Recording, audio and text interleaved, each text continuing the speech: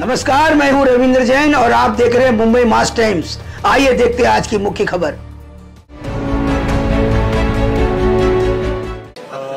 काय म्हणाल तुम्ही आज तुमच्या समोर गडचिरोली जिल्ह्यातल्या माओवादी चळवळीची सूत्रे हाताळणाऱ्या गिरधर आणि त्याच्या पत्नीनं आत्मसमर्पण केलेलं आहे, थेट तुमच्या समोर येऊन आत्मसमर्पण केलेलं आहे। ही अतिशय समाधानाची बाब आहे की गडचिरोली जिल्ह्यातला सर्वात प्रमुख माओवादी म्हणून ज्याला समजलं जायचं, या सगळ्यात प्रमुख दलमचा जो मुखिया होता त्या गिरधरनं आणि त्यांच्या पत्नीनं आज या ठिकाणी आत्मसमर्पण केलेलं आहे। गिरधर यांच्यावर 25 लाखाचं तर पत्नीवर 16 लाखाचं बक्षीस होतं आणि आज त्यांच्या आत्मसमर्पणामुळे माओवादी चळवळीची कंबर ही पूर्णपणे या गडचिरोली जिल्ह्यामध्ये मोडलेली आहे। मी गडचिरोलीतल्या आमच्या पोलीस दलाचं अतिशय मनापासून अभिनंदन करेन की त्यांनी सातत्याने आपलं शौर्य दाखवत या ठिकाणी एकीकडे माओवाद्यांना ही परिस्थितीची जाणीव करून दिली की एकतर आत्मसमर्पण करा किंवा तुम्हाला त्या ठिकाणी परिणामाला सामोरं जावं लागेल, आणि त्यातनं हे प्रमुख आत्मसमर्पण या ठिकाणी झालेलं आहे। आमच्या C60नी, आमच्या पोलीस दलाने, आमचे SP असतील किंवा आमचे सगळे अधिकारी असतील, यांनी सातत्याने या ठिकाणी केवळ माओवादाचा सामना केला असं नाही, तर त्यासोबत एक सोशल आउटरीच देखील केलेला आहे। समाजातल्या शेवटच्या व्यक्तीपर्यंत योजना पोहोचवण्याचा प्रयत्न देखील केलाय। त्याचाही एक फायदा असा झाला की सामान्य माणसाच्या मनामध्ये पोलिसांच्या बद्दल आणि प्रशासनाच्या बद्दल एक मोठी संवेदना जागृत झाली आहे, एक चांगले संबंध तयार झाला आहे, आणि त्यामुळे देखील आज माओवाद्यांना सामान्य गावकरी थारा देत नाहीत, ते पोलिसांना अधिक जवळचं मानतात। हा एक महत्वाचा फरक आहे।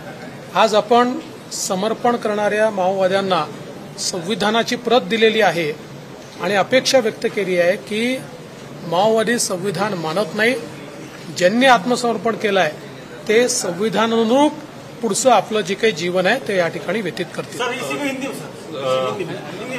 एक मिनिट, तुम्ही या जिल्ह्याचे पालकमंत्री आहात, मुख्यमंत्री उपमुख्यमंत्री पद यासह पालकमंत्री म्हणून तुम्ही काम करत असताना बंदुकीसोबत पोलीस लढत आहेत आणि विकासाच्या माध्यमातून तुमची भूमिका नेमकी काय म्हणाल? मला असं वाटतं की पहिल्यांदा तर आम्ही एक जी भूमिका या ठिकाणी बदलली, आजपर्यंत आपण सांगायचो की गडचिरोली महाराष्ट्राचं शेवटचं टोक, आणि मग ते मागासलेलं, ते माओवाद्यांनी ग्रसलेलं, पनिशमेंट पोस्टिंग करता कुठे पाठवायचं तर गडचिरोलीला पाठवा, ही संकल्पना आम्ही बदलली आणि आम्ही सांगितलं गडचिरोली शेवटचं टोक नाही, गडचिरोली ही महाराष्ट्राची सुरुवात, ते आमचं एंट्रन्स, ते आमचं गेट, महाराष्ट्राचं पहिला जिल्हा हा गडचिरोली आहे, अशी संकल्पना मांडून आपण या ठिकाणी मोठ्या प्रमाणात काम सुरू केलं।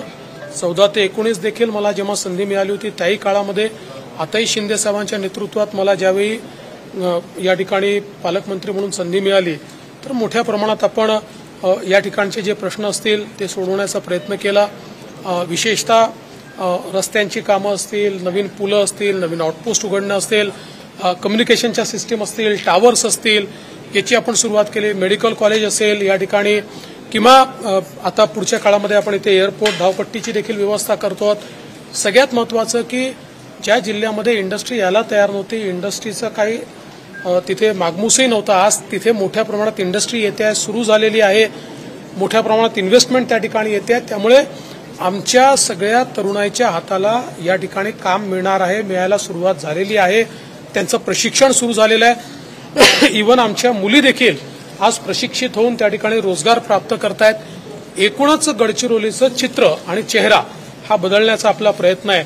आज या ठिकाणी एज्युकेशन हब देखील सुरू होत आहे आणि लोकांना ज्या गोष्टी असंभव वाटायच्या त्या गोष्टी आता गडचिरोलीत सुरू झाल्या। अजित पवारांनी महायुतीतून बाहेर पडून वंचितसोबत लढावं असं विधान अमोल मिटकर यांनी केलं। मला याच्यावर काही बोलायचं नाही। गडचिरोली में आज जो घड़ामोड़ हुई है, माओवादियों की एक बड़ी लीडरशिप है गिरधर की एक मानी जाती है, और आज गिरधर ने उसकी पत्नी के साथ आपके सामने सरेंडर किया है, इसको किस नजर से देखते हैं आप? मैं ऐसा मानता हूं कि ये एक बहुत बड़ी सफलता पुलिस को और प्रशासन को और सरकार को माओवाद के खिलाफ मिली है, क्योंकि गढ़चिरौली में माओवाद के रीढ़ की हड्डी जिसको माना जाता था, ऐसे गिरधर और उनकी पत्नी, ये दोनों माओवादियों ने आज मेरे समक्ष आत्मसमर्पण किया है।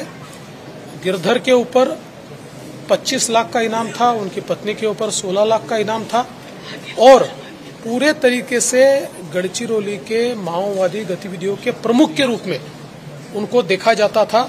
एक बड़ा लंबा अरसा इस माओवाद में उन्होंने यहाँ पर गुजारा है और मैं ऐसा मानता हूँ कि उनके आत्मसमर्पण के कारण माओवाद के रीढ़ की हड्डी को एक प्रकार से तोड़ने का काम हमारी पुलिस ने बहुत सफलता के साथ किया है।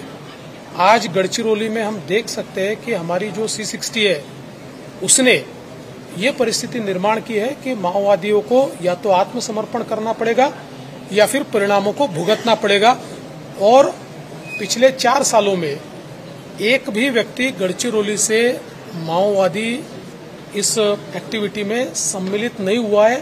अब उनकी कोई भर्ती यहाँ पर नहीं होती है और विशेष रूप से केवल पुलिसिंग नहीं तो सोशल आउटरीच भी, जो सरकार की योजना है उसको भी सुदूर क्षेत्रों में ले जाने का काम ये हमारे पुलिस के माध्यम से हुआ है।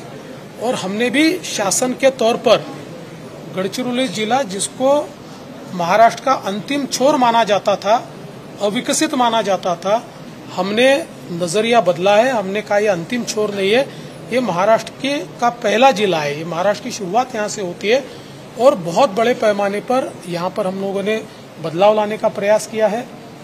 रास्ते हो, पुलिया हो, कम्युनिकेशन हो, इंडस्ट्री हो, ये सारी चीजें हम यहाँ करने का प्रयास कर रहे हैं। जलसंपदा विभागानं पाणीपट्टीकरामध्ये 10 पट वाढ केली आहे, शेतकऱ्यांपुढे नवीन संकट आहे। पहिली गोष्ट तर माझी माध्यमांनाही विनंती आहे की माध्यमांनी ही खोट्या नरेटिव्हच्या मागे लागू नये। माध्यमांनी देखील हे तपासून घ्यावं, ही वाढ महाविकास आघाडीच्या सरकारमध्ये झाली आहे। मी त्याचा स्क्रीनशॉट देखील किंवा त्याचं पत्रक देखील हे माझ्या समाज माध्यमांवर टाकलेलं आहे। त्यामुळे स्वतः वाढ करायची आणि मग स्वतः ओरड करायची अशा प्रकारचा बेगडीपणा आहे। रोज खोटं बोलायचं हा त्यांचा प्रयत्न आहे, पण त्यांनी केलेली वाढ देखील स्थगित करण्याच्या संदर्भात आम्ही ऑलरेडी एक पत्र पाठवलेलं आहे आणि आता जे काही आम्हाला अधिकार आहेत त्या अधिकाराच्या अंतर्गत त्याच्या स्थगितीची कारवाई आम्ही सुरू केलेली आहे।